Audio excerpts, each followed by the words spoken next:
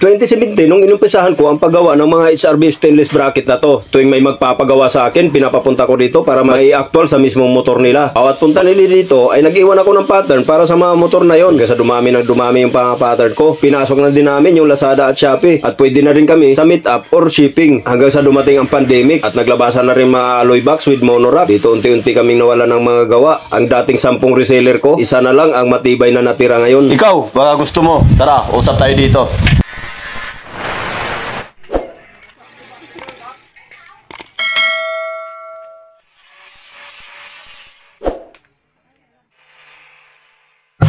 Magandang araw mga kabakal, ikaw ba'y may kakilala na nagmumotor at gustong mag-upgrade ng kanilang bracket? Sa video na to, tuturuan kita kung paano. Opo, pwede nyo pong bintahan ang kaibigan nyo. Pero bago ang lahat, pakilala ko nga pala sa inyo ang bisita natin ngayon. August 20, 2021 nung nilabas ang Mio Gear na ito sa Pilipinas. Kaya lang, yaw nagkaroon ng bracket ito. Kalakasan na kasi ng alloy box with monorack sa mga panahon na yon. Kaya nung nakausap ng seller ko yung may-ari ng Mio Gear na to, at willing naman magpunta dito, sinamantala ko na makuhaan siya ng pattern. Kaya sinilip ko kagad kung saan siya pwede ikabit. Una ko palang hinanap yung posibleng tenga na papasok sa kanya at tumama naman yung tenga ng Bang Mio Salty, kaya di na ako na problema pa. Ito nga pala yung monorack na nakakabit sa motor niya. Gusto niya lang magpalit dahil nabasag na raw yung tornilyohan ng motor niya. Pinababa ko na sa partner ko yung tubo na gagamitin natin at pinapinish ko na rin sa kanya yung flat bar na kailangan natin. Kaya lang nagkahubad siya na nagfinish, hindi niya kasi magbablog ako kaya pinagdamit ko muna siya. Baka mapagkamalan pa ng buto ng mga aso ko rito at matangay, wala na tayong finish. Ganito lang pala ang paraan namin dito sa pagbalat ng flat bar. Flap wheel number 80 lang ang binabala namin sa straight grinder. Tapos sundan namin ng 320. Pagkatapos yan, gray at mapping na. Ganun lang proseso pagbalat ng flat bar mga kabakal. Pasensya na nga po pala kayo sa magalat naming workplace. Ganun po talaga ang gawaan namin dito. Kaya habang pinipinis ng partner ko yung flat bar, binibend ko na rin yung tubo na pang bracket natin. So ganun lang naman ang pagbend natin dyan mga kabakal. So DIY lang din po yung gamit natin dyan at gamit natin yung hydraulic jack. At sa pagbend naman dito, meron lang tayong pattern na plywood. At yung pattern na yan ay naka-actual din po sa mismong motor yan. Kung gusto mo palang malaman kung paano ginawa tong binder na to, may mga video pala ako nito sa aking YouTube channel. Pwede nyo silipin. At pati yung paggawa ng die nito, meron na rin. Kompleto na po yun. Kung interesado ka, panoorin mo na lang yung mga video na to at matutunan mo kung paano siya buuhin. Hindi naman kasi natin pwedeng ipagdamot tong mga ganitong bagay. Sinishare ko lahat ng mga gawa ko dito para matutunan din ng iba. Pero kung ikaw wala kang background sa mga ganitong trabaho, pwede ka pa rin naman kumita sa pamamagitan ng pagmarket ng mga produkto ko. Ganito lang po ang gagawin nyo. I-share nyo lang po itong video na to para mapunta sa mga wall nyo. At pagkatapos, pwede ka na mag-PM sa akin para mapadalhan kita ng mga picture sa mga available na motor. Pero take note, kabakal, kailangan mo muna mag-avail sa minimum na 3 unit para maibigay ko sa'yo yung reseller price. Pero wag ka mag-alala, sa umpisa lang naman yun. Tapos nun, pwede ka na kumuha sa akin ng kahit pa isa-isa lang. Pero tika lang, magkano nga ba ang bintahan sa mga ganitong bracket? Yan ang pag-uusapan natin pag piniim mo ako. Kaya kung ako sa'yo, nagsisilpon ka lang din naman, mag-PM ka na para kumita ka. At ito na nga, hindi ko na malaya, natapos ko na pala yung isang pares ng bracket natin. At sinundan na rin sa pag-finish ng partner ko. Pero tika lang, baka i-bash yung partner ko na hindi marunong mag-finish ha. Baka sabihin nyo, hawak pa lang ng grinder, halatang di marunong. Ay talagang hindi po kayo nagkakamali. Dahil first time niya po mag-finish ng mga ganyang bracket. Pero wag po kayong mag-alala. Kahit first time po mag-finish ng partner ko, sigurado ako mapipinish niya po ng maayos yan. Bukod kasi sa makintab na yung mga materialis na gamit natin, hindi rin po mahirap i-finish yung mga pinag-weldingan. Syempre, kasama natin yung Kusama Japan. Napakahusay at napakaganda ng hinang. At dito na nga, pinulad ko na rin yung kapartner ng bracket na to. Sobrang na-excite din ako sa bracket na to. Hindi ko alam kung anong kalabasan dahil first time ko nga gumawa ng Mio Gear na to. Ganyan po kasi ang technique namin dito sa paggawa ng mga ganitong bracket. At dito na nga, medyo binilasan ko na yung pag-pull weld ko. Medyo umambon-ambon na rin kasi baka abutin pa ng ulan yung customer natin. Pag mga ganito kasi mga bagong pattern, medyo mahaba-haba ang oras ng paggawa natin. Kasi ipapattern pa natin, tsaka natin buuhin yung bracket niya. Aabutin tayo ng 2 hanggang 3 oras yung pagbuo. At kinabit ko na pala dito ang tornilyuhan sa putres niya. Parang lumalabas kasi dito sa bracket niya, kapareho ng Honda Beat na pinaghalong Salty. Pero may pagkakaiba lang talaga sa bracket nitong Mio Gear na to. So ipapakita ko sa inyo mamaya pag nakabit na to. Sa mga ganitong scooter kasi hindi mo talaga maiwasan yung mga ganon. Naalala ko dati yung Suzuki Burgman na kinabitan ko ng bracket. Sinukatan ko lang kasi yung mga motor na ganito sa bandang left side lang. Kaya nung ginawa ko na yung bracket at kinabit ko na, nagulat ako bakit mahaba yung isang bracket sa bandang right side. Yung pala hindi pantay yung apakan ng Suzuki Burgman. Kaya ginawa ko, nagputol na naman ako at binuo ko ulit. At pagdating naman dito sa Mio Gear, may na-discovery naman akong kakaiba. Hindi na naman magkaparehas yung pagdating sa putres nila. Kaya makikita dito mamaya na hindi magkaparehas yung bracket nito. Kaya nga sa paggawa talaga ng mga bracket na to, ina-actual ko talaga sa mismong motor. at ako mismo ang nagkakabit pagdating dito. At dito pala kinabit ko na yung ulo at dito na nakalapat yung base plate natin. Isa rin to sa mga problema ng mga una kong gawang bracket. Ito nagkakaroon ng biyak pag tumagal na yung bracket. At kaya ang ginawa ko dito, pagkatapos ko i-full weld, binapapinis ko muna at nilalagyan ko na ng mga flat bar din yung gilid para pagdagdag tibay. Yung iba kasi ginawa nito, nilalagyan nila ng angle bar. Ang problema kasi po doon, hindi mo na mapipinis yung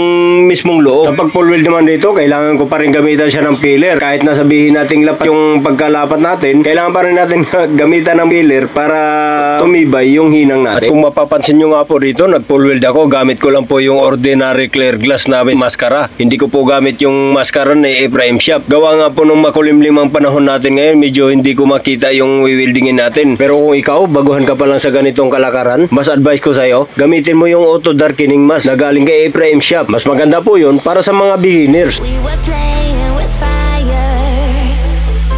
Everything turned to dust. When we aimed to fly higher, we got lost and dragged each other down.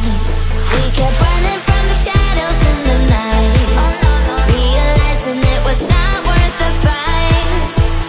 Moving on alone was what felt right, 'cause we were never meant to be.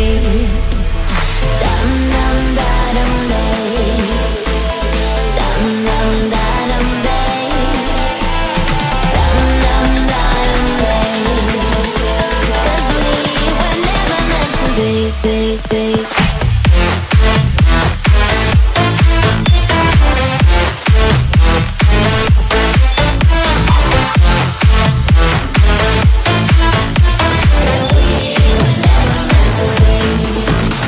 Pag may nasiraan, puro ko dito. Hindi mo to. Ganda to. Tapos pag nasira, pero nasira ngayon. Ay, di, pagawa ka rin doon sa kakilala ko. May gumagawa ng stainless steel kagaya sa dito lang sa yung balban.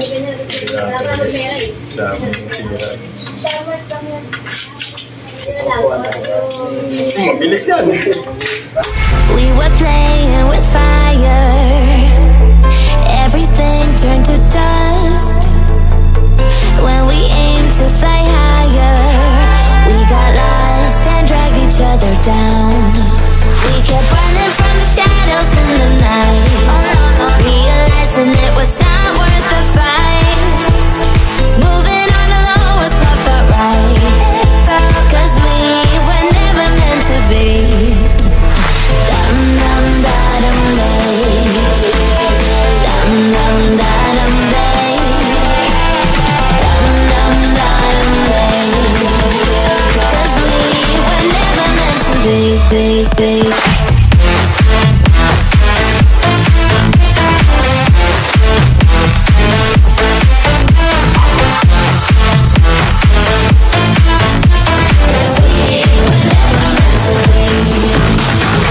Yun, ito pala yung tsura ng Mio gear natin na HRB. So bagong pattern dahil ngayon lang tayo, first time natin gumawa ng HRB ng Mio gear. So tingnan natin yung style ng bracket niya dito sa bandang bandang kaliwa. Nasa loob po siya na ayan. Nasa ilalim po siya. Ayan, ganyan po yung tsura niya kasi nga po iniwas natin sa earbox. So ayan. Pagdating naman dito sa right side, yan po yung tsura ng baba niya. So ganun pa rin, hintayin natin nasa ilalim ng grab bar. So ayan, nasa ilalim ng grab bar, nakaipit sa grab bar. So yun, yun po yung design niya. At syempre may gasket plate na rin tayo para dagdag tibay. Kung sakaling alloy box ang ikakabit, matibay pa rin siya. So hindi basta-basta napupunit. Ayan. Ayan, flat bar natin 316. Tapos 1/2 by 1 by 1.5, 316 po lahat ng flat bar natin. Ayan. Ayan po yung itsura niya. So maraming salamat nga pala kay sir, dumayo siya dito para sa kanyang Mio gear. Okay. So thank you. Alright.